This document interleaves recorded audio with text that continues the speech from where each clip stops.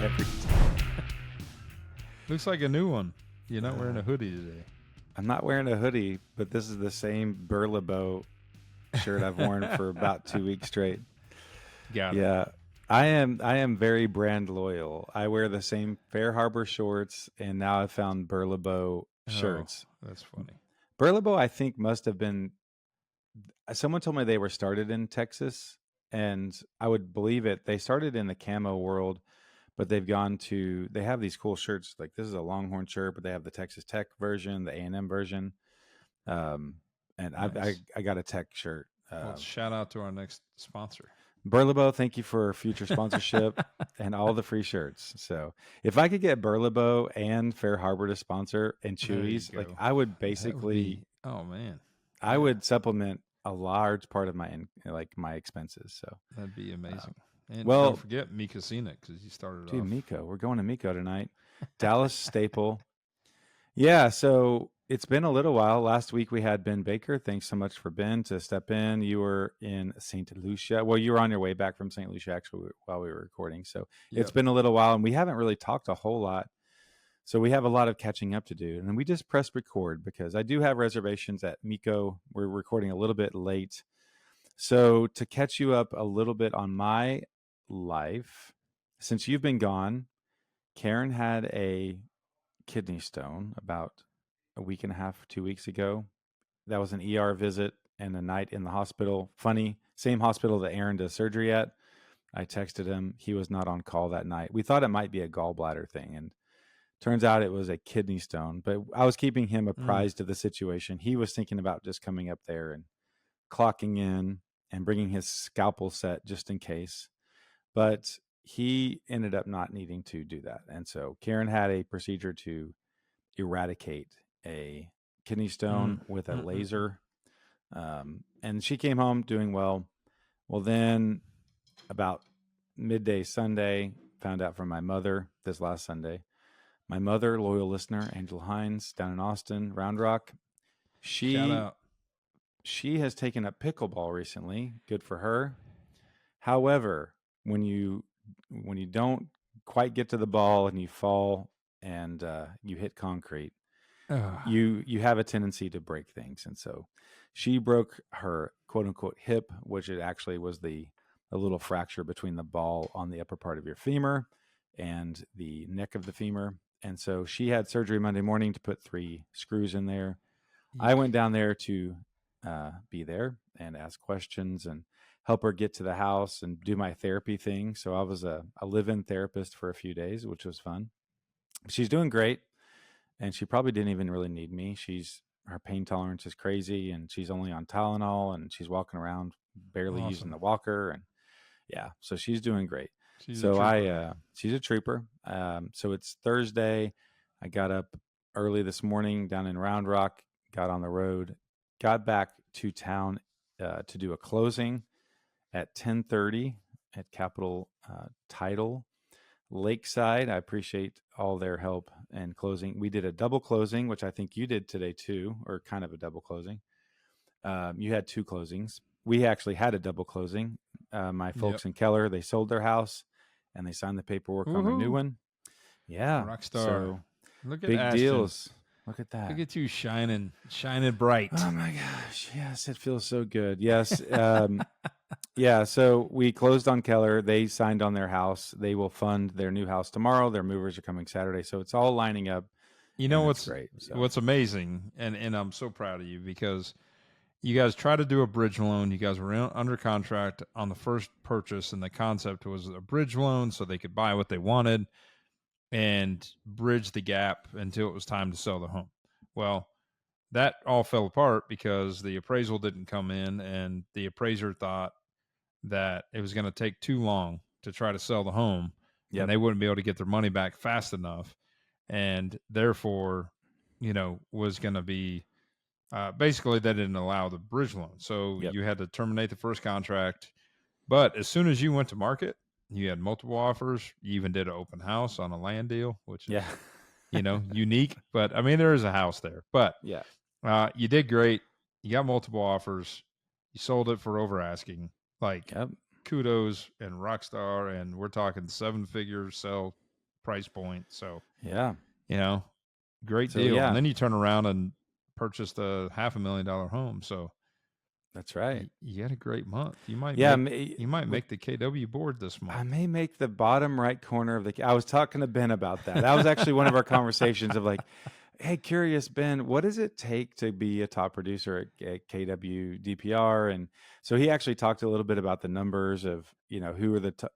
He mentioned a few names, but kind of the top producers, and several of them are teams. And he's Yeah. trying to be the first solo agent to hit the millionaire real estate agent status Yep. at the Which office. is over $1 million in GCI, gross commission income. Yes. Yep. So, I mean, super impressive for him to do that. In the last month, I've closed right at 2 million in actual volume, but then, GCI is amazing. And so I can't complain at all. And I wish I could, I had 3 more of these lined up, but the goal now is just to use some of this momentum to, try to get some social stuff out there, try to get a little credibility with people, and do some open houses and just be active. So yeah, that is the plan. I'm gonna have to sign a contract and get social media stuff started again with your company, because the freebies of Ashton hooking me up are no longer. Well, I'm happy to help you out. Well, the problem is I've got other people that every time I sit in front of a computer, I'm like, oh, I better do this, and we've kind of kicked it up a notch with paying clients now. Yeah. So, but we've been moving so many things on this end. Man. Definitely got some content that I need to put out there before and after. I've got ideas. So I've got ideas. I have the roles. I have the information. I have the what do you call it? B-roll, right? So I have all that put together. You've got, as the kids would say, you've got receipts. You've got the receipts, and I have big plans. I really think we could go all in with specifically with you, but I'm doing enough volume where I think we could go all in with video, and we could get I have access to a really good videographer that you're using. Yeah. So and we used to do that. I mean, years that. ago, that's where a lot of my content on YouTube on the Superior Acquisitions page was a guy that we had kind of not full time, but we used him a lot more often. And he helped us with a lot of content, a lot of video, but it's all in that channel, right? Yeah. So it doesn't help me now. But but you're ramping up, and I'm ramping up, and I can edit, and I've got access to a guy that's quality, it's reasonably priced. I think we need to take advantage of it and just try to figure it out, and almost have like our own, like we could basically be a 7:00 show on HGTV. That could be that regular, that professional. We got to get those details together. But here's what I need you to do. I'm glad you enjoy the fruits of your labor. However, tomorrow you're leaving for Vegas again. Or not Vegas again, but you're in from St. Lucia. You still have the glow of island life, and now you're going to Vegas. Not Vegas. I mean, similar. I like City. We're going to New Orleans. Oh, New Orleans. I like New Orleans better than Vegas. So. Do you really? Yeah, I do. I like the culture. I like the music. I like the food. Like, there's a lot more going on there. Like in Vegas, I just feel like you're in the concrete jungle. It takes 30 minutes to walk out of a hotel to get into another hotel. There's not really like the fun part about NOLA is you can kind of go in and out of bars. You hear music, you pop in. It's all like open door concept, right? You see a game on TV that catches your attention. You see, people watching is pretty amazing as well. Yeah. So here's what'll ruin it don't do this, because this will ruin New Orleans for you. This ruined New Orleans for me. I lived in northern Louisiana for 9 years. We did a lot of conferences down there, and I'm an early bird, right? So one morning I got up early, and I went for a walk down in the corridor, and the smell in the French Quarter. French Quarter, and the smell of just human, just debauchery, and rotten beer, and rotten trash food, and human. I mean, trash and food Yeah, and and it's yeah. 90 degrees at 7 in the morning and humid and like it's the worst. And so if you walk down there and you experience the aftermath of that, like I cannot unsee, I cannot unsmell that, I cannot unsee that, And so I like the idea of New Yeah. Orleans, and I'm sure we went to Jazz Fest for a few years, and Jazz Fest is super cool. It's Yeah. always at the end of April, early May. Really, We really cool I event. think we So actually had plans to go the year COVID happened. So yeah, we had it all set up and then they canceled it. yeah, yeah. So, I would do but that we again, used and to yeah, go it's to New great. Orleans a couple of times a year. We haven't been since COVID. Like we haven't. I don't know the last year that we went. Yeah. Well, the food's I amazing. like it. I mean I like the culture. We found some different places that we like. I mean you got to get off the beaten path a little Sure. bit. Bourbon Have Street's y'all ever Bourbon eaten Street. at Commander's Palace by chance? Did y'all ever Have eat there? not. Okay, No. that's one of the best restaurants in the country. It's always in top, I mean, their I've top. always kind of been a little scared of it because it's got so much, it's that, uh, the publicity on it, and Sure.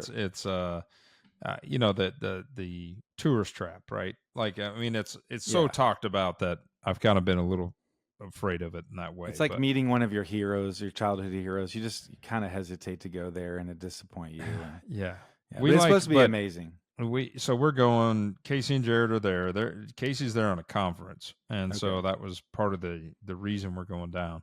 Casey and Um, Jared, your friends who have the houseboat next door to you at the yes. marina, who Yep. you island hopped in the VBIs with. So a little Yes. backstory on Casey and Jared. Good dudes. Yeah. So they are actually Jared flew in today. We're flying out in the morning. Nevertheless, we've been excited to go back. Last time I went with Casey and Jared was July, and it was in July. So this might have been 2016 or 17. What a nightmare, right? Like, actually, the last time I was in New Orleans was with KW Family Reunion 2019. Mm. So that was the last time I was there.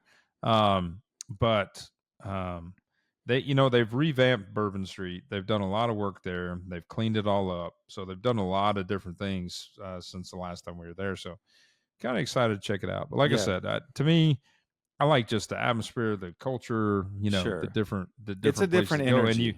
you can Yeah. dip off and get like some really cool blues, or you can dip off and get like um You the can, let's just put it this way. You can dip off and get a little bit of cool something, anything you want around New Orleans. That's the yeah, problem. there you go. They got a little bit of something. You got to be careful about dipping off and trying Oh here and yeah, there. yeah, You want to yeah, stay on yeah, the beaten path around New Orleans at this point. But yeah, no, it's a cool, exactly. I mean, I the think they've culture is cleaned super it up a cool, little but bit. It's not as dangerous as it's been, but yeah. I know it's had its time as well. So Yeah, no, I'd like to go back there at some point. I like the food. I randomly, I kind of want to do like the haunted house yeah, tour, the yeah. haunted New Orleans tour. That's There's always neat. plenty. We did. You know what? I will tell you this: if you do it, we did the horse and carriage ride, and anytime we've gone in the past and brought new people, like the horse and carriage ride is actually pretty legit. There's a Yeah. couple different ones. We did the cemetery tour one, and we went to the cemetery one. That's where the shrine of Mary Laveau or whatever was is. She was there where her whatever her tomb was there, but she's not actually buried in that tomb. They moved her Mm. body somewhere else. But we did that, and that was pretty. It was chilling to say the least. We did that whole tour and Yeah, went through you're a believer. the whole tombs and all Yeah. the stuff. And Well, uh, I'm scarred from carriage rides. I made, the one carriage ride I did we went on a trip, Karen and I went to New York, and I think it was cold and it was supposed to be romantic. And we get in there and there's a blanket and there's hot chocolate. Well, I'm young, married. New, I'm chatting the driver up like, man, how long have you worked here? This is cool. What's that building over there? Like he's giving me the history of the place, uh-huh. and I'm sort of neglecting the person next to me that thinks like, Oh no. they've seen all the movies, that this is how it's supposed to go You're a supposed to be certain holding way. hands and Yeah, locking eyes and yeah, and I'm talking to Ralph about, the building around the corner that just sold for a record number, and where did Matthew Broderick used to live. So it was I have heard that several times. I Oops. did not. I probably need a redo on a carriage ride. So anyway. Yes, I think you do. Yeah, well, cool. Well, I know you've been super, super busy. Let's talk a little bit about a market update. So, our market, by the numbers, we do this every week, every Friday.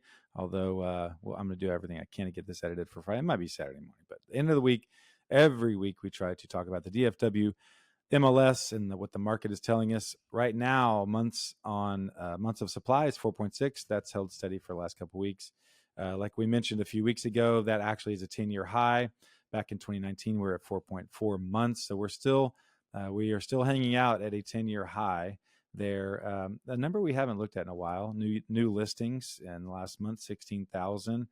Ben actually looks at the new listings a lot, so that was a number that he brought up the other day. Days on market average is 52, Collin County's 45, and the overall homes for sale, we are at 41,000. So we've actually kind of plateaued a little bit. We didn't quite get to the 44 peak. We're probably going to plateau there because we're going into the fall and the kind of the holiday season. I can't imagine that we're going to way go up. The summer months, of course, is a hot season for listing your house. I'm kind of guessing we're going to just, if everything goes annually like it normally does, we're going to plateau a little bit. So we may not hit a 10-year high on actual units for sale, but if you look at the last several years, we have way more units on the market and they're taking longer to sell. And I know you do a great job with pricing. I did a good job of pricing with the land. We got multiple offers quickly, but in general, I know you just closed on Anthony's house. How how is that going for you? Do you feel like you're still closing things how you normally would, maybe with just a lower volume, or how's that looking for you? Yeah, the hardest thing to track, and I mean, I'm seeing the chatter on a lot of these forums and things like that. And we talked about this last time we did a podcast, but you know, people are trying to navigate their way. Buyers agents are having a really hard time navigating this new NAR situation, right? And it's like everybody is so um, unbalanced and out of their normal routine to where they're having a hard time of I think of showing property because they're like, oh, how am I going to get paid? Um, and it shouldn't be that way. They're blaming it on their buyers. My buyers only want me to show properties that there's a commission that's going to be paid by the seller. Lie. They've forbidden me to show them anything that's not that case. And so you're seeing all this chatter going on where people are saying, hey, look, it's negotiable, right? It's always supposed to be negotiable. It has been negotiable, but most people don't negotiate that part in the past. And like I said, I think we talked about it on one of the podcasts. I talked about a deal where I negotiated it, and a listing agent thought I was crazy, and he was so confused by it. Like he's like, Right. "What do you mean?" Um, so I think that's part of it. But going back is it's just really hard to gauge the showings right now. Like we talk all the time, 10 showings to one offer. The difference is it's kind of like they're trickling in, and it's hard to gauge momentum. Like we went live on Anthony's house on a Thursday, I think, and it was like one showing, no feedback. And then next day, like one showing, no feedback. And you're like, what the hell? And then we did an open house. I think actually they might have done an open house on Friday. And they got some activity, and they're like, oh, great turnout, good people. Maybe that was Saturday. I don't know. Whatever. It had a lot of people through the door. Got a couple more showings on Saturday. Again, no feedback except open house feedback. Sunday comes, like one or two showings, had an open house, had a little bit more feedback. And then all of a sudden it's like, boom, Monday, you get an offer, Mm. and it was like, wait, where did this come from? And they happened to like show up at the open house like twice, and they had a regular showing, but it's like, I wasn't getting enough, information like on who was looking at it, who was interested. I had one agent hitting me up like a couple days um, before we got the offer, and they were one of the agents that was like, so are they paying a BAC? Yes, seller's paying a BAC. Well, how much? Well, it depends on the offer. Like, Right. send us an offer, Yeah. and make sure to use form, whatever it is, the main form. I don't 4206 have it in or front of whatever me. it is, Um, 2406 or I don't yeah, even know. I'm like, submit it with that, and cool. And she was like all pushed back, like it was like Give so me a so number. offended by that question, or so offended by that answer. And it's like, come on, lady, like read between the lines. I didn't say no. I just Yeah. said it depends on the total package, right? Yeah. Yeah. Um, so, Someone anyways, just posted about this in the Solo yeah, Cup. It was the it, exact same conversation. It was just like, look, write it in. She's like, yeah, but what's the agent commission? It's like, it is not in my best interest on the listing side yeah, to commit to something. Go ahead and write in the number, pay yourself, and I'll present it, and we'll go from there. And yep. a reasonable offer with reasonable sellers, you're going to get paid plenty. It's like, but I think Exactly. it's So going to I, take I a few think times it's to go I through that think I think that's caused some shifting, and consternation. I Yes. think it's caused people to kind of choke a little bit, and people aren't as active. The buyers that maybe are active and ready to go aren't as active. So it's just very weird. We have that mix of things. We have the season of things. We have the inventory of things. Um, you talked about properties sitting and taking a while. It's going to be. We've got one going live tomorrow in Aubrey. Aubrey's a slower market. There's stuff sitting over there. So it's going to be interesting. It's going to be interesting to see if where we're priced at, staged, I hear you have all the a all the new details. doorknob though. Did you put that in your description that you you Well, upgraded the front Mister doorknob? Ashton helped me out while I was on vacation Uh, because you know actually it's funny we bring that up, and I won't. I know we're short on time, so I won't try to we're go into good. a tangent too long, but we were on a time crunch because my flooring company, when I schedule them, they're usually 2 weeks out.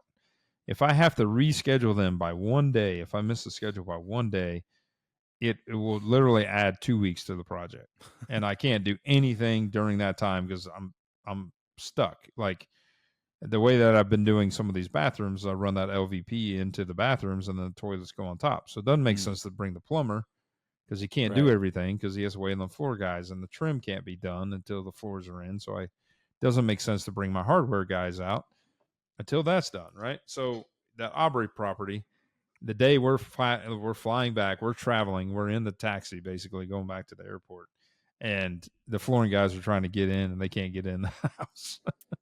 Somebody had locked the privacy lock on the front door. Ashton thinks it was him. I don't know. It might have been Casper the Friendly Ghost, but Yeah.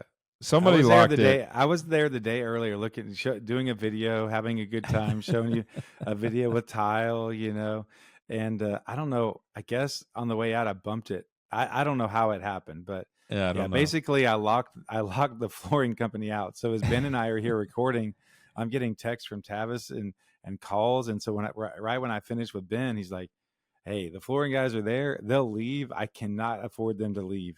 Can you get there and help them get in? So I'm like racing over there with my crowbar and my hammer. And Yeah. what's funny about that whole I story? mean, that was a So week ago, right?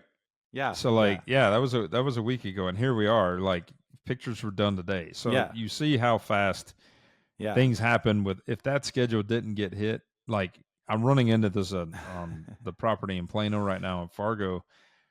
The quick story: there was a problem with the electrical meter base after we did all this electrical work and anything else. Well, the only way to fix it is you have to call Encore. Encore has to disconnect power. They have to put a new meter base in. This is what actually holds the electric meter for Encore. Well, you have to go through the city to do it, right? So we got a permit, we got everything teed up. Inspector came this morning. Everything's good to go. The inspector walks it. The electrician's actually there, thank God. Walks it with the electrician, and the guy just writes us up. Like, you need to do this and this and this and this. Wants us to bring everything up to 2020 code.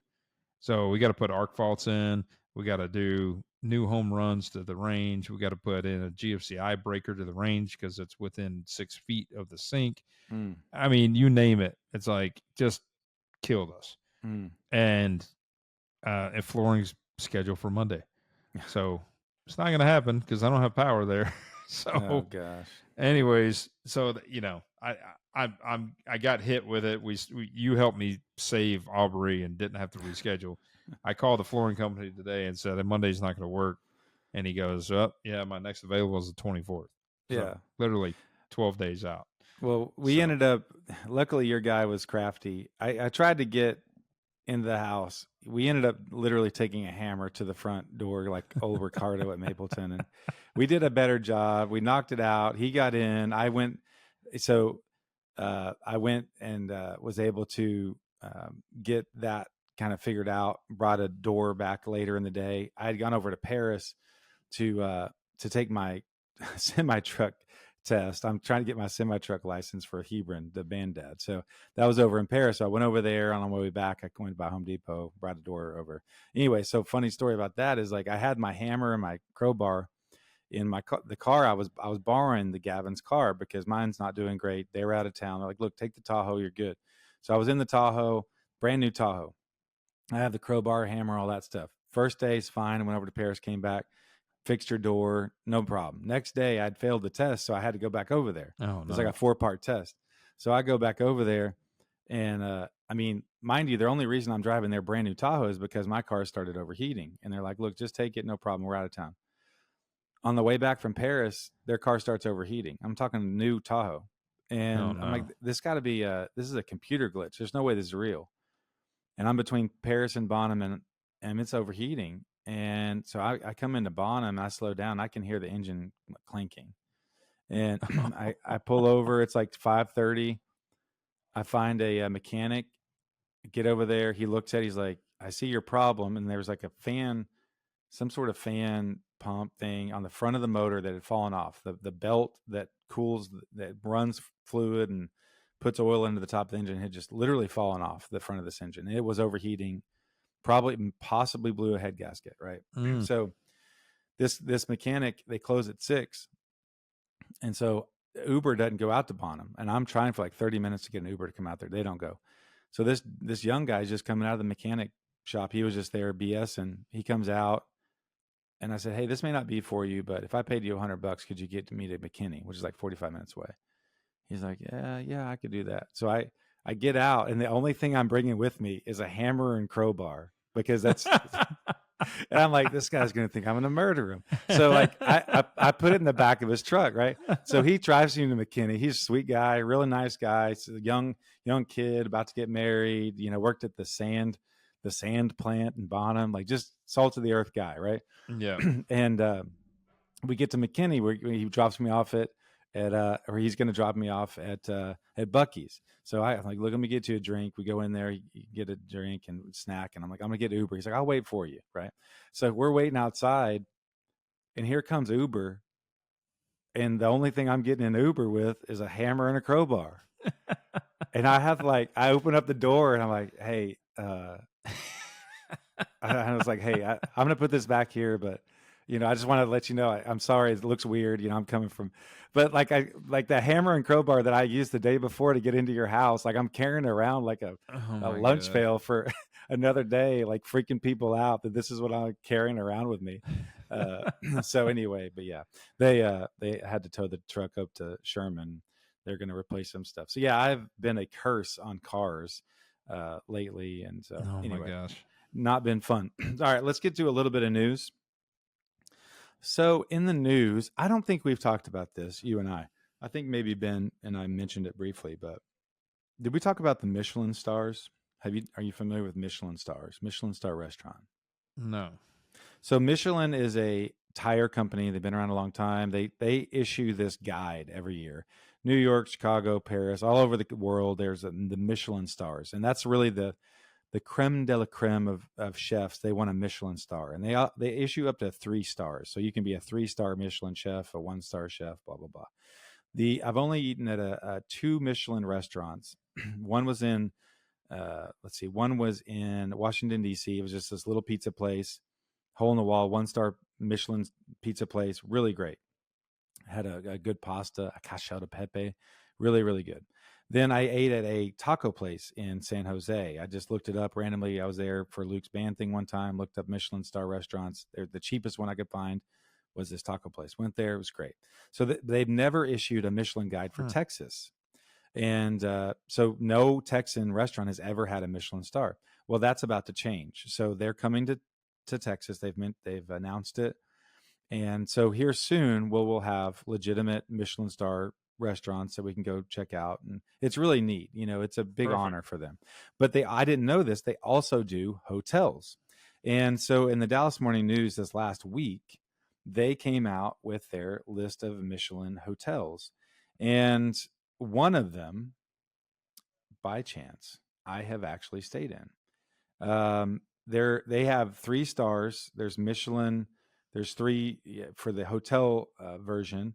There's Michelin stars, and there's only 1 2 star. There's no 3 stars in the DFW area, but there is a 2 star one over in Fort Worth. What was the name of that? The Fort Worth one was, oh god, but the Bowie House. Are you familiar with Hmm. that? Bowie No. House, Bowie House. Um, it's an Alberge resort. I want to say we've actually stayed at an Alberge resort in Mexico, Oh and wow. so it's a big nice hotel chain. So the Bowie House in Fort Worth was the highest ranked one here in Dallas. The other ones that were in Dallas were a place called Casa Duro, which I'll get back to. The Hotel Swexen. I've seen that sign. Hmm. It's downtown, 22-story hotel. Hotel Zaza. I've seen Yep. that sign. I've The done that. Rosewood We've been there a Mansion few Creek. times. Have you? Yep. Nice place. Zaza's cool. It's very Is it? swanky. And Okay. they've got one in Austin too. Okay. The Rosewood Mansion on Turtle Creek. That's kind of a traditional 1920s hotel. Yep. I've And been then in the bar there. I've never stayed there, but yeah. okay. They say they have a nice restaurant there, and they're thinking that some of these restaurants at these hotels might get a Michelin star for the restaurant. But Okay. Yeah. Hotel Drover is another one. Here's what's interesting. So a lot of these are your traditional hotels, 20 stories, 10 stories.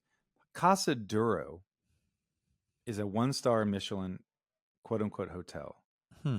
However, it has 3 rooms. That's like a large Airbnb. This is Hmm. not a hotel. Like that's such a weird, like Okay. that's a It's weird that they weird business classify that. Yeah. concept. Yeah. The second Okay. story apartments overlooking Greenville Avenue. Casa Duro is quote unquote possibly too small to be properly considered a hotel. It has just 3 apartments, but it Huh. says it's amazingly decorated. So this is kind of their thing. Okay. So the one I've stayed in is a 2 star. And as a matter of fact, I have implored you to go there, and it's Hotel Emma down in San Antonio. Yep. You have Um, talked about that. yes. So we went there early on, and the Pearl District down in San Antonio, that huge development, a great development. They took the old Pearl Brewery, they've converted it into some amazing hotels, the Hotel Emma, then some really cool restaurants, some neat little boutiques. They last time we were there, they had a big kind of farmers market going on. It's just really cool vibe. I want to take a trip down to San Antonio just with you guys, and maybe a handful of people, and we'll just go have a good time. We'll stay at Yeah. Hotel Emma. We'll eat some good food, and then we'll just hang out down there. I think it would be a really really fun weekend.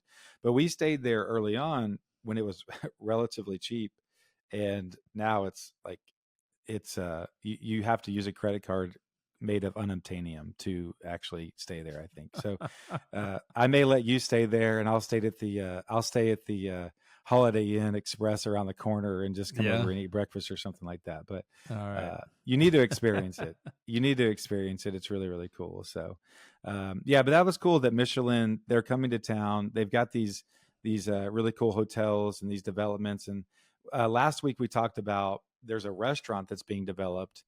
Um, it's a sushi steak. It's kind of an Asian steakhouse. Nori, I believe, is the name. The build out. This is in Dallas. Is supposedly the most expensive build out ever. $20 million. Oh wow. $20 million build out for a steakhouse. And so, Man. um, How long does always that in. take to recoup? You know? That's what we were saying.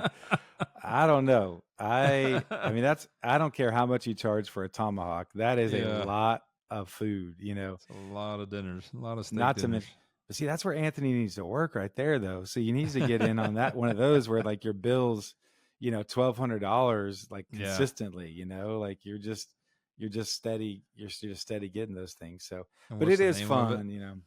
That is no. I think it's Nori, Nori. I'll have to Okay. look it up. I mentioned it It last might week. be. He actually was talking to me he's got an opportunity to work at a new place that's like a steak and sushi place. So I Okay. wonder. Hmm. I'll find out. He's one of the people that he knows that's in management that Okay. went to start this company has been recently hitting him up to Okay. look at it. So I know there's a place Nori. over. We haven't mentioned Grandscape, so we need to mention that. There was a sushi place there that went out of business, and they're opening a steakhouse. I'm wondering if maybe that's not what he's talking about Okay. too. Globe Life Field, we talked about. They are coming up with some huge high end apartments that they're really targeting kind of the young, specifically young guy that can walk to a baseball game, walk to a Cowboys game, go over to, you know, the live, all the bars and Mm-hmm. all that stuff over there. Now Lowe's Hotel. I've never stayed at a Lowe's. I know it's really nice. They're bringing in a $410 million hotel. They're developing that over there by that whole development. So Well, they have that one there. There is it, a Lowe's hotel there now, I wonder if they're, well, but I it think they're says, ramping up for the yeah, it says a gambling to be new, legalized. yep, I'm in on that. Yeah, a new Yep. $410 million upscale hotel project less than a mile from Globe Life will soon begin. So they Mm, must be, I wonder if they're going to double up or if they're going to rebrand the one that's right there. Cause you're right. Yeah, you can see a Lowe's hotel mm-hmm. from the baseball stadium. So yeah, this one's a new one over there. I've never spent time there at at all those bars and the I haven't restaurants. either. I think Troy Aikman I might have a finally restaurant there, but went to a real game not too long ago. I hadn't been, hadn't been to one. So, a um, baseball, the Rangers, yeah, you yeah, at the new it was stadium cool. or ever? Yeah, yeah. No, at the new stadium. I finally went a few weeks ago. We went Yeah, that's during the cool. day. Yeah, it was Yeah, it's cool. a thought that counts, but I've told you several times I I want to take you know, there. I know, I I want know. to take you there. We got to do it. But yeah, the But last we time I are. offered, you're like, well, hey, I think I might get free tickets to a Yeah, suite. well, I'm I like, still well, that have that offer on defeats the the table purpose. if there's still a game available. I need to look before they get into playoffs. I haven't Whoa, explored that, but I think the you're guy not that paying owns these. attention to the standings because Yeah. I don't think they're making the playoffs this Yeah. year. Okay. They Well, fell I have off. not been We may need to watching, act but quick. If you want to go watch another game of the suite, we may need to act quickly. but Yeah. no, the client has offered me up his tickets. Tommy actually went because it was a Okay. client that we did for design work. So Okay. Tommy got to use them, but I pushed off my opportunity till August. But here, August has already been burned, and now we're in September. So I don't know if what he's got available. I need to reach out to him. I was a little reluctant until we got further along in the design project because I didn't want to take anything from him until he was satisfied. And Oh yeah. it's being built now, and I think he's pretty happy. So Yeah. it's good. But we are running out of time for you today, or you're going to be chastised. Yeah. So. Miko Sina's calling my name. We are getting a little bit of a late start. We normally record at around 8 a.m., 9 a.m., and it's 7:40 p.m. because you've had a lot of stuff going on. You guys are getting ready to go out of town, so yeah, we have a lot in the works. Luckily, though, we are very blessed to be busy, very blessed to have business going on. And as a matter of fact, even though I'm on Do Not Disturb, the realtor for my my house that's funding tomorrow, that's the purchase, she's calling me. So they've been doing all sorts of repairs over there. They've been really cool to work with. So fingers crossed Good. that goes smoothly. And this phone call is not a holy crap, what are we supposed to do with this flood that just happened at the house you're buying tomorrow? Yeah, so knock on wood for that. yeah, let me get on that. So if you have not yet, please like, subscribe, share this podcast with a friend. Find us on YouTube, the real estate heavyweights. The easiest thing you can do is get onto Spotify or Apple. Just copy the link to it, say the share, send it to a few friends, tell them what we're doing. We are steady growing our listenership. We are very quickly approaching our 1 year anniversary, which is an awesome thing to even think about. And we are very, very blessed to have people out there that care about us. YouTube as well. Watch us on YouTube. But we have a lot of people that have been very loyal listeners for a year, and that's not lost on us. We appreciate it. We know you're hanging with us and you're really trying to support us in everything we do.